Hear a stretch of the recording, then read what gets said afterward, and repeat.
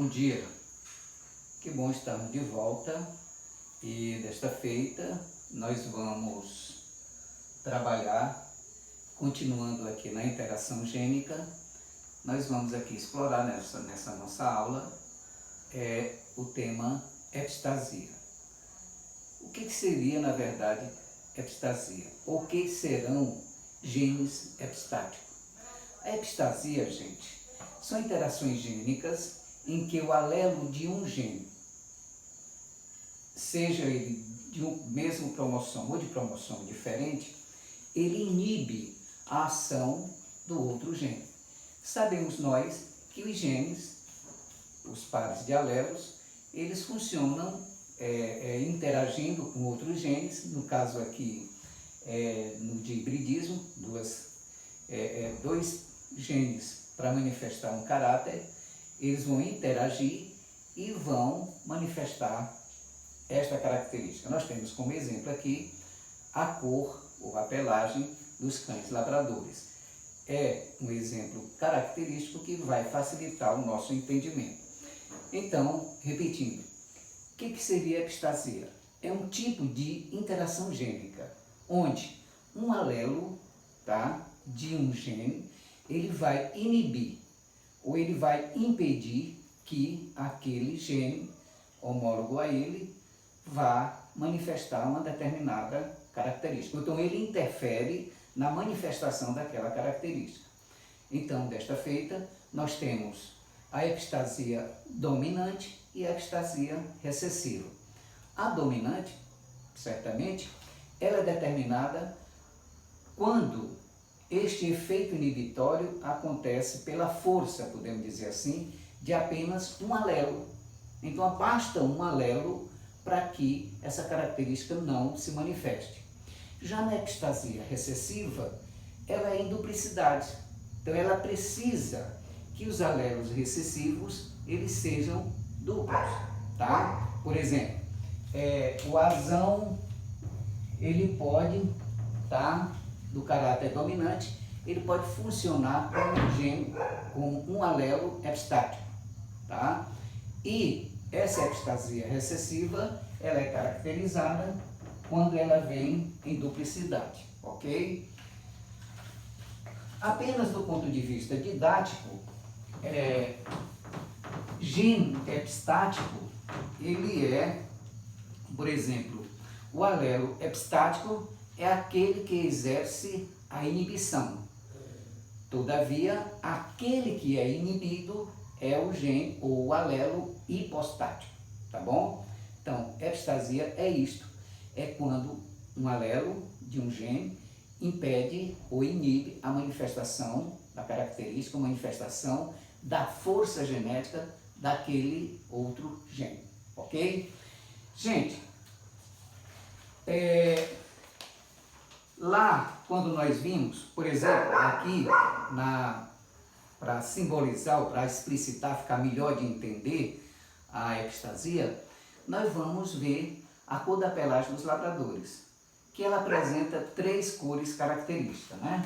Que é a cor preta, a chocolate e a dourada. Então, é uma padronização da cor e esta cor, este fator cor, é determinado por um gene, tá bom? Então, nós vamos aqui compreender esse entendimento desta força inibitória que um determinado alelo exerce sobre outro. Se não, vejamos. Por exemplo, descobriu-se que dois genes condicionam as três pelagens, que é o gene Bzão e o gene Ezão, tá? Com seus respectivos alelos. Isso depois de muitos cruzamentos. Eles verificaram que existem dois genes dentro do DNA que são responsáveis pela manifestação deste fenótipo ou destas três padronizações da pelagem dos labradores. Então, gente, ele fez um cruzamento, vamos aqui lembrar lá da segunda lei de Mendel, onde ele pegou, por exemplo, na geração pura, geração dos pais, pelagem dourada, ou seja, aquele labrador que apresentava aquela pelagem dourada, mas com o nariz e os lábios marrom, tá? E cruzou com labrador de pelagem preta, tudo isso puro. Então, para a pelagem preta, que é o caráter puro, é bezão, bezão, ezão, ezão. E para coloração dourada com nariz marrom, é o seu respectivo alelo recessivo. Bezinho, bezinho, ezinho, ezinho. Tirando os gametas, isso daqui vocês já sabem, né? Nós temos o par bezinho, ezinho, bezão, ezão.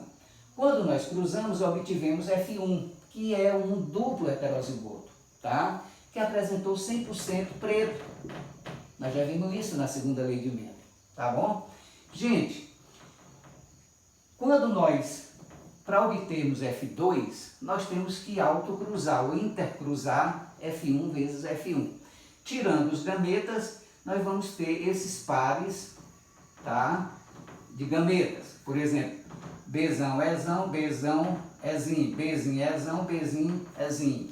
E vamos intercruzar e no quadro de Punnett nós vamos encontrar esta proporção fenotípica, tá? Onde 9/16 apresentou pelagem preta, que está aqui, ó, bezão, bezão, ezão, ezão, sucessivamente, 1, 2, 3, 4, 5, 6, 7, 8, 9. Apresentaram pelagem preta. 3/16, pelagem chocolate, tá? 3/16 chocolate e 3/16 dourada. Porém, o nariz e os lábios eram preta e 1/16 dourada também, porém o nariz e os lábios eram marrons, ok? Esse fenótipo, gente, é o padrão normal encontrado e eles analisando, eles verificaram o seguinte: para o gene bezão, ele disse o seguinte: o alelo bezão, ele determina a síntese ou determina a deposição do pigmento preto. Então, bezão preto. O seu respectivo alelo recessivo, bezinho, determina a deposição do pigmento chocolate. Tá? Então, repetindo, no gene bezão, que nós temos o dominante e o recessivo, o dominante, o alelo dominante do gene bezão ou do gene B, ele determina a pigmentação preta e o bezinho determina a pigmentação chocolate. Mas existe o gene ezão, que ele está envolvido, gente, nesta construção, nesta determinação desta pelagem preta e chocolate. Em outras palavras, se eles vão interagir, o gene ele vai ter uma ação de contribuição para a fabricação, podemos dizer assim, dessas duas colorações. Então vamos entender. Esse gene ezão, quando ele apresenta, que ele pode ser ezão, ezão, ou ezão, ezinho, ou ezinho, ezinho, não é verdade? Seriam as formas genotípicas desses alelos representarem o gene ezão. Então, gente, esse gene ezão, ele está envolvido diretamente na fabricação ou na síntese daquela coloração dos labradores. A deposição, preste atenção, a deposição de pigmento nos pelos, a deposição do pigmento, suponhamos, preto e chocolate, no pelo dos cães labradores, está intimamente relacionado à presença ou ausência do gene ezão. O que eu quero dizer com isso, gente? Que a presença de um alelo do gene ezão ou em duplicidade mas basta ele estar presente, ele vai determinar, é ele que condiciona a deposição dos pigmentos, tá? Para a cor preta e para a cor chocolate, que está intimamente relacionada ao gene Bzão e ao Bzim, correto? Então vamos guardar esta informação aqui, que é muito importante, tá certo? Se o cão, por exemplo, ele for homozigoto, Ezim, ou seja, o gene Ezão, nós já vimos que ele pode ser Ezão, Ezim ou Ezão, tá certo? Gente, se ele vier em homozigose recessiva, o que vai acontecer? O pigmento não se deposita, não acontece a deposição do pigmento, ou seja, do pigmento para o preto e para o chocolate, portanto, ele vai ter uma coloração dourada. Gente, e aqui está a explicação para a epistasia recessiva. Nós vimos lá no início que existe dois tipos de epistasia. A dominante, quando ela é determinada por um gene dominante, por um alelo dominante, perdão, e a recessiva, quando ela é, digamos, ou quando ela assume esse caráter inibitório, ou quando ela assume essa ação inibitória, quando ela vem em duplicidade recessiva. Então aqui, se o cão é homozigoto, Ezim, e nós já vimos que o gene ele está intimamente envolvido na fabricação daquela cor, então ele, em duplicidade, ele exerce uma ação epistática recessiva, ou seja, a presença do Ezim, por exemplo, se eu tenho Bzão, Ezim, essa coloração aqui não vai ser preta, porque esse gene em duplicidade inibe, ou seja, ele é epistático, e o Bzão passa a ser hipostático, tá certo? Então é por isto que quando nós dissemos que mesmo o Bzão determinando a pigmentação preta e o Bzim determinando a pigmentação chocolate, mas eles precisam ser acionados, vamos dizer assim, eles precisam do apoio ou da coordenação do gene Ezão, tá? Então vejam que a epistasia recessiva, ela está condicionada pela presença em homozigose. Então vamos para frente. Olha, se eu já sei que a epistasia recessiva, ela está condicionada pela duplicidade do gene Ezim, então um cão homozigoto recessivo, tá? Um cão homozigoto recessivo não tem pigmento na pele e a sua pelagem passa a ser dourada, tá certo? Ou seja, esse gene aqui, ele inibe o Bzão ou o Bzim. Tanto faz ser Bzão como Bzim, ou Bzim, a presença deste gene duplicidade, ele é epistático, tá bom? Cães que apresentam pelo menos um Bzão que determina a pigmentação preta e com pelo menos um alelo Lzão que determina a deposição deste pigmento, então este animal vai ter a cor preta. Entenderam? Olha, não basta apenas a presença do Bzão para que a pelagem seja preta. Quem condiciona, quem determina é o gene o gene Basta ter um alelo Ezão dominante, porque ele autoriza, vamos dizer assim, a deposição, autoriza que o B sintetize, fabrique, deposite o pigmento para que a coloração seja preta. Da mesma forma, se o indivíduo apresenta homozigose para um gene